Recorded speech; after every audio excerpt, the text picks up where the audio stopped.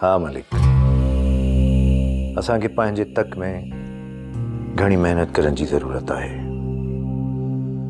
इस्माइल जी video leak थियण खां पोइ 50% समझौता उहा सीट असांजी थी वेंदी, पर वरी बि असांखे एहतियात करण जी ज़रूरत आहे।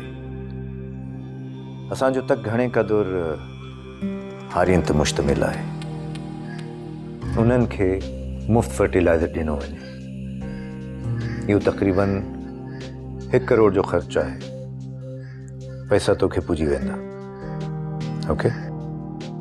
Hello sir. वालेकुम सलाम। सर तव्हां यादि कयो?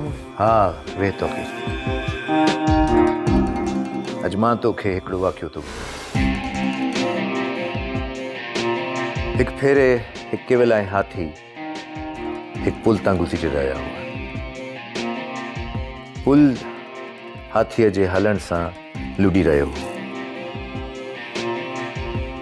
जॾहिं उहा ॿई पुल तां पार पुॼी विया त केवल हाथीअ खे चवणु लॻो त ॾिठई, जॾहिं बि असां पुल तां गुज़री रहिया हूंदा आहियूं त पुल ज़ोर सां झूलण लॻंदो आहे।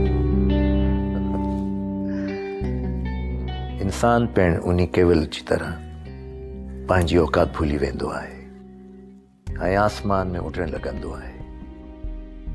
तूं अञा हिकु ॿार आहीं तौक़ीर, ऐं तुंहिंजी हैसियत हिकु बिज जेतिरी आहे, ऐं इहो बिज हिकिड़ो वॾो वण बि बणिजी सघे थो। पर शर्त इहो आहे त असां हिन बिज खे पाणी ॾियूं। जे असां हिन बिज खे पाणी ॾियणु बंदि करे छॾियूं त इहो बिज मिटीअ सां मिटीअ बणिजी वेंदो। हाणे तूं ॿुधाए त तोखे छा बणिजणो आहे?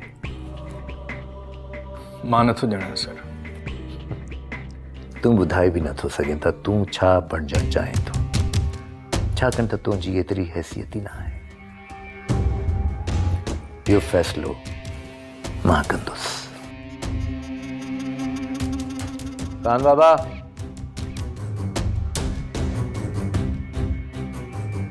खान बाबा कुर्बान साईं।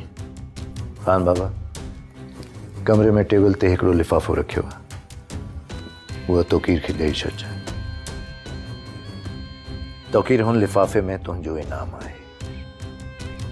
हाणे तूं मुंहिंजे लाइ कमु कंदे, सिर्फ़ु मुंहिंजे लाइ, सम्झई? मां तोखे हिकिड़ो कदावर वणु बणाइणु चाहियां थो। इहो मुंहिंजो पको फ़ैसिलो आहे। Thank you sir.